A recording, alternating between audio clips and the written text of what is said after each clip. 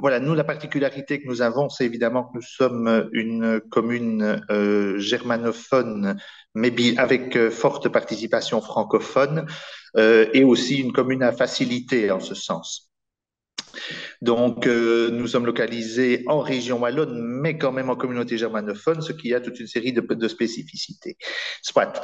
Euh, un des thèmes de travail sur lequel nous avons beaucoup travaillé, c'est la question des écoles, à la fois sous l'angle du bilinguisme, l'introduction de l'école bilingue dans une de nos trois écoles, et d'autre part aussi investissement massif dans le bâti scolaire, puisque nous lançons l'édification d'une toute nouvelle école à Herbestal.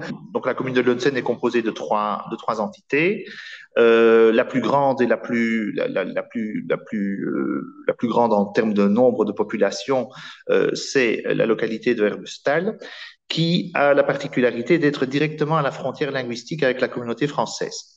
Donc, une rue qui s'appelle la rue mitoyenne fait la séparation entre la communauté germanophone, notre commune, et la commune voisine en communauté française. Ce qui fait qu'il y a une interconnexion systématique entre les deux communautés, puisque nous accueillons dans notre école en communauté germanophone toute une série de petits élèves de la commune voisine qui sont intéressés par l'apprentissage de l'allemand notamment.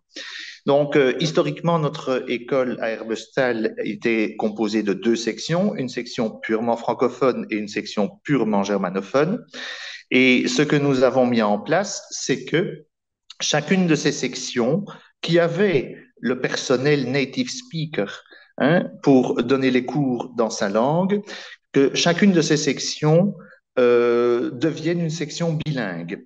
Dans le contexte de la législation de la communauté germanophone sur le sujet, on ne peut pas faire un bilinguisme 50-50, donc il y a une proportion déséquilibrée.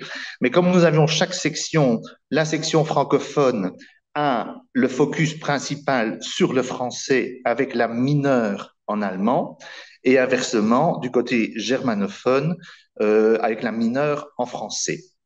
Et cela a donc été mis en place et c'était une des premières choses que nous avons faites parce que nous estimons que le bilinguisme est une véritable force pour notre région et qu'il est important que nos enfants puissent avoir ces connaissances depuis le berceau.